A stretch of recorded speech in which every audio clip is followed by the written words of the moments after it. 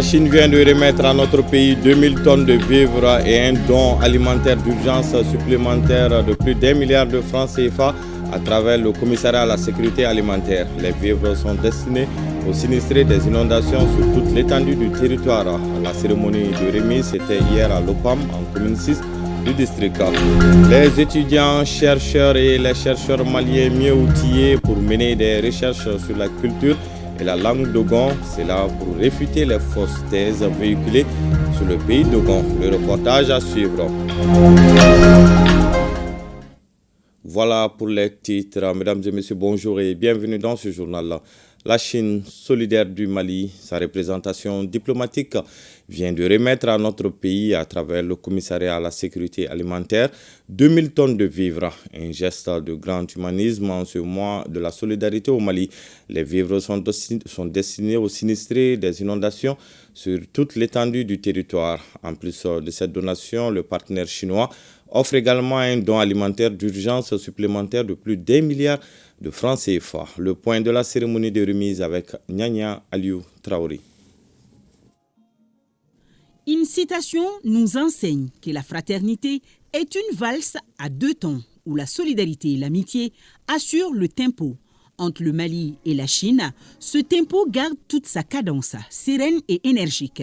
Les plus de 2000 tonnes de vivres offerts par l'Empire du Milieu au peuple malien, victime d'inondations, est la preuve tangible de cet accompagnement de tous les jours. Par la constance et la qualité de ses appuis divers, la Chine s'est illustrée au fil des décennies comme étant un partenaire stratégique de notre pays et l'ensemble de notre dispositif national de sécurité alimentaire en sait bien gré. Entre le colonel Assimi Goïta, chef de l'État, et le président chinois Xi Jinping, les cordes du violon sont très bien accordées et renforcées. Une situation qui fait suite au séjour présidentiel en septembre dernier lors du sommet sino-africain. Au moment où plusieurs régions du Mali sont confrontées à de graves inondations avec des pertes de vie et de biens considérables, ce don de plus de 2000 tonnes de riz blanc reflète l'amitié et la solidarité du peuple chinois envers le peuple malien. C'est dans la difficulté qu'on reconnaît les vrais amis. Afin de démontrer la solidarité du peuple chinois envers le peuple malien, le gouvernement chinois a décidé de fournir au gouvernement malien, en plus du don actuel, une aide alimentaire d'urgence supplémentaire d'une valeur de 20 millions de renminbi, équivalent à environ 1,724 milliard de francs CFA. Le ministre commissaire à la sécurité alimentaire, toujours en déplacement pour soulager ses compatriotes, assurera l'ambassadeur de sa pleine et entière disposition à veiller au partage de ce don de riz à travers le Mali. Il m'est bien loisible de vous dire ici que ce geste humanitaire qui honore une fois de plus la générosité de votre grande nation vient à point nommé. Compte tenu de la situation de catastrophe nationale déclarée pour les pays et des besoins criards en denrées alimentaires qui en découlent, et cela en dépit de la mobilisation nationale et de gros efforts que déploient sans cesse les plus hautes autorités du pays. Pour information, les interventions du commissariat à la sécurité alimentaire en cours sur l'ensemble des communes du Mali dans le cadre du plan national de réponse à l'insécurité alimentaire 2024 concernent 22 870 tonnes de céréales. Le représentant du ministère de la Refondation de l'État a présidé le lancement du projet de renforcement des capacités de cohésion sociale des jeunes, des femmes et des personnes déplacées internes en leadership et en médiation communautaire. Le projet intervient dans la commune de Dougombo, dans la région de Badiangara. Youssouf Diakiti. Tilwait Peace, en lançant ce projet de renforcement de capacité de cohésion sociale des jeunes, des femmes et des personnes déplacées internes en leadership et médiation communautaire, entend apporter sa contribution à la restauration d'une paix durable dans la commune rurale de Doukombo, région de Badiangara. Doukombo, avec ses 24 villages et une population de 11 510 habitants, selon le recensement de 2009, est particulièrement affectés par cette crise. Le village situé à 5 km de l'ouest de Banyangara sur la RN 15 qui relie Banyangara à Sévaré est un lieu central pour ces populations qui vivent dans l'insécurité constante. Au cœur de ce projet, nous avons 40 bénéficiaires directs et 5400 indirects, dont 50% de femmes.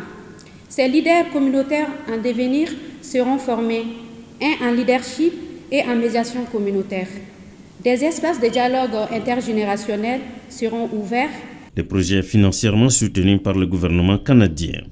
L'ambassade du Canada est fière d'accompagner ce projet qui se propose de contribuer à la résolution des conflits communautaires, à intégrer les personnes déplacées internes dans les initiatives locales, à renforcer la cohésion sociale et à encourager la participation active des jeunes et des femmes dans le leadership communautaire.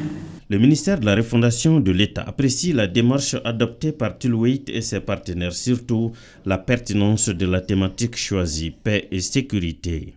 Ce projet s'inscrit pleinement dans la vision de refondation de notre État, qui place au cœur de ses actions la participation de tous les citoyens dans le processus de refondation à travers la construction et la consolidation de l'unité nationale. Il s'agit au finish de permettre à la communauté, femmes et jeunes, de vivre dans les zones pacifiques, inclusives et sécurisées.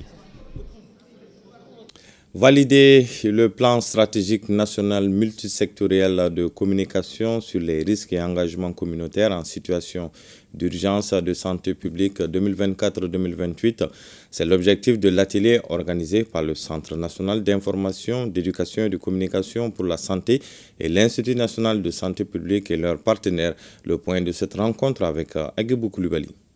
La communication des risques est une composante importante pour gérer les crises sanitaires conformément au règlement sanitaire international de 2005. L'Organisation mondiale de la santé définit cette communication comme l'échange d'informations en temps réel entre experts, autorités et populations en danger afin de leur permettre de prendre des décisions éclairées et de protéger en cas de menaces sanitaires telles que les épidémies. Pour la validation, on ne veut pas que les régions soient absentes. C'est pourquoi on a identifié les 2 régions pour qu'ils viennent valider avec nous le document sur les 3 jours. Dans les 3 jours, le document doit être fini, validé, et c'est un document de référence, ça doit être consensuel. L'atelier en cours vise à valider ce plan en recueillant des propositions d'amélioration et en finalisant son contenu pour mieux guider les acteurs dans la planification, la réponse et le rétablissement lors de situations d'urgence de santé publique. La communication sur les risques et l'engagement communautaire contribue efficacement à réduire l'anxiété et à apaiser les craintes du public dans l'espoir que celui-ci adopte des comportements responsables. Cela permettra d'assurer la protection individuelle et d'atténuer les conséquences sur la population. En s'assurant que la communication des risques touche efficacement toutes les couches de la population, en particulier les femmes, ce plan stratégique ambitionne de renforcer la résilience des communautés face aux crises sanitaires tout en promouvant l'équité et l'efficacité dans la riposte et la prévention des épidémies au Mali. Les étudiants, chercheurs et les chercheurs maliens mieux outillés pour mener des recherches sur la culture et la langue dogon, ceci à la faveur d'un atelier de formation de 3 jours intitulé Bajangara Mosaic People Language Tradition, une initiative de la Société internationale de linguistique S2 Mali et INALCO. Adam Maïga et Idrissa Traoré nous en disent plus. Ils sont au total une 50aine à bénéficier de cette formation en présentiel ou en visioconférence. Une formation co-organisée par la Société internationale de linguistique SIL Mali et INALCO Paris en France. C'est un atelier qui vise à mobiliser tous les chercheurs maliens comme les chercheurs internationaux à travailler sur les langues dogon, les cultures, et voir comment, face à la mondialisation, comment cela est pour que l'influence de la mondialisation ne puisse pas être quelque chose de négatif, mais que cela puisse aider les cultures, les langues pour qu'ils puissent s'épanouir. Ce genre de formation est vivement encouragé par le gouvernement du Mali. C'est pourquoi le ministre de l'Enseignement supérieur et de la Recherche scientifique, Bourima Kansei, invite les chercheurs dogon à mener des recherches sur la culture et la langue dogon. Je reste convaincu que cet atelier permettra de partager les résultats des recherches, de favoriser les réseautages des chercheurs et la mobilisation des communautés intéressées. Je pense que désormais, il est très important que les chercheurs maliens, les chercheurs dogons, soient au cœur de la recherche sur les dogons, sur la culture dogon et sur les traditions dogon. 3 jours d'apprentissage, c'est le temps qui sera mis pour former les étudiants chercheurs et les chercheurs au cours de cette formation. Le gouverneur de la région de Nioro, le général de brigade Ali Anadji, vient d'effectuer une visite de supervision à la commission administrative de révision des listes électorales. C'était dans la salle de délibération de la mairie de la commune urbaine de la localité, siège de la dite commission de Nioro du Sahel, Moussa Diakité. À l'instar des autres localités du Mali, les opérations de révision des listes électorales ont démarré le 1er octobre sur toute l'étendue de la région de Nioro. Le gouverneur de la région, le général de brigade Ali Anadji, s'est rendu en visite de supervision à la mairie de la commune urbaine de Nioro, où se tiennent les dites opérations qui se déroulent normalement. Notre visite aujourd'hui s'inscrit dans un programme national de révision des listes électorales. Cette révision vise à préparer pour l'année en cours la liste électorale au niveau de chaque localité et de chaque collectivité. Donc nous sommes satisfaits de ce que nous avons vu.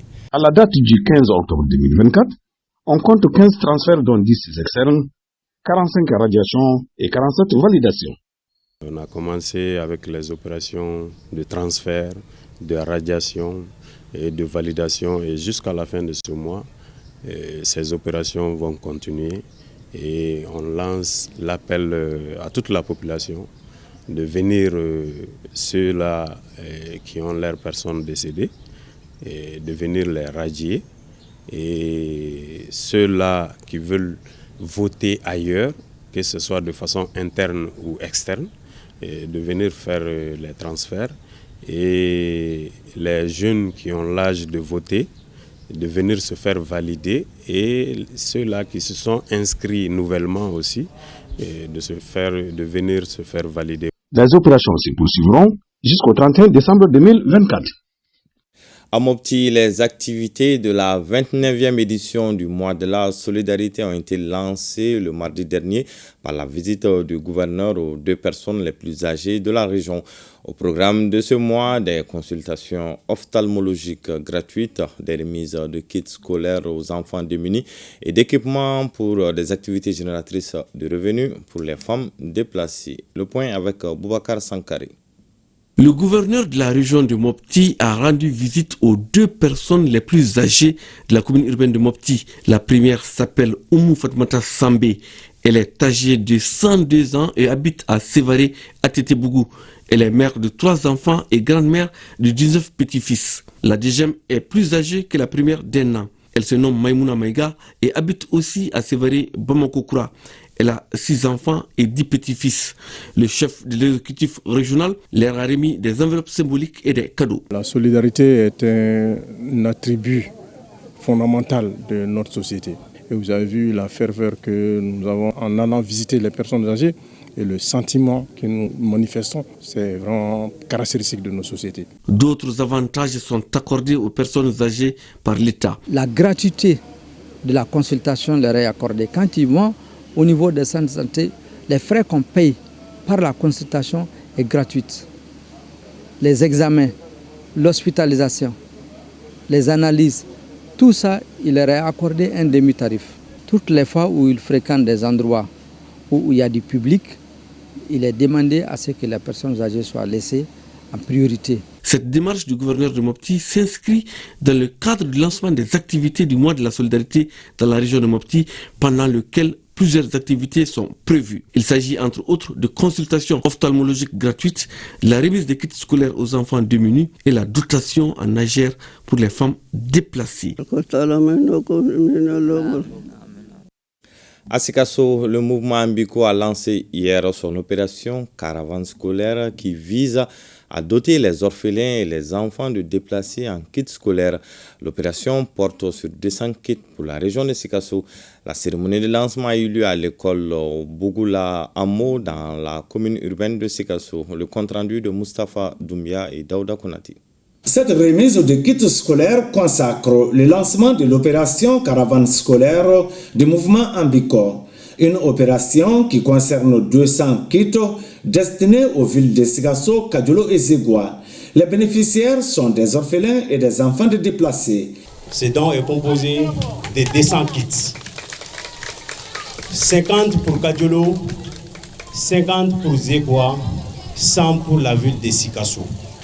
Ce 100 aussi sera divisé entre deux groupes, les déplacés de Sikasso et les enfants orphelins de Sikasso. L'école de Bougoula Hamo, qui abrite 2000 élèves environ, fait partie des bénéficiaires de cet appui aux élèves des premiers et deuxième cycles. Le mouvement Ambiko est en train de faire un travail par rapport aux autorités, accompagner les autorités communales par rapport à la prise en charge des populations. Nous apprécions à sa juste valeur cette initiative hautement significative dans la mesure où il s'agit d'un don humanitaire. Il s'agit de donner des kits scolaires aux enfants qui se trouvent dans des situations inhabituelles. Le porte-parole des bénéficiaires a salué le don en fourniture scolaire du mouvement Ambiko tout en sollicitant la présidente du mouvement pour d'autres appuis, dont des vivres. Les responsables de l'association des ressortissants du cercle de Molobala dans la région de Koutiala ont animé une conférence de presse le mardi dernier à Bamako. Il s'agissait pour les organisateurs d'informer les autorités sur les dégâts causés par les inondations consécutives à la forte pluie qui s'est abattue sur le cercle le 8 octobre dernier. Le bilan fait état d'un mort, plusieurs maisons effondrées et de nombreux animaux emportés. Le point de cette conférence de presse avec Kassim Diallo. Le cercle de Molobala dans la région de Koutiala est durement impacté par les dernières inondations et la montée des eaux. Ce sinistre a touché plus de 872 familles et causé des dégâts matériels importants. Face à l'urgence de la situation, les ressortissants du cercle demandent aux autorités de venir en aide aux sinistrés. Le 8 octobre, on nous a fait savoir automatiquement le matin, on nous a appelé comme quoi il y a une grande inondation et que tout le village est parti à travers la grande pluie. Aujourd'hui, les parents n'ont pas d'abri. Ils sont tous allés à l'école. C'est pour cette raison que nous avons tenu cette conférence pour que vraiment qu'on les vienne en aide. Les rapporteurs généraux nous donnent le bilan de la situation alarmante sur le terrain. Il y a 872 familles touchées. En perte de vie humaine, il y a une vieille, 21 greniers, 3873 maisons. Les champs de coton, nous avons enregistré 791,79 hectares. Le total enregistré pour les céréales est 666,99 hectares. Ces inondations concernent les 5 communes du cercle de Molobala dans la région de Koutiala. La zone produit une importante quantité de coton, une production malheureusement hypothéquée par les phénomènes des inondations. C'est la fin donc de ce journal. Merci de l'avoir suivi et bonne suite de programme sur ORTM1.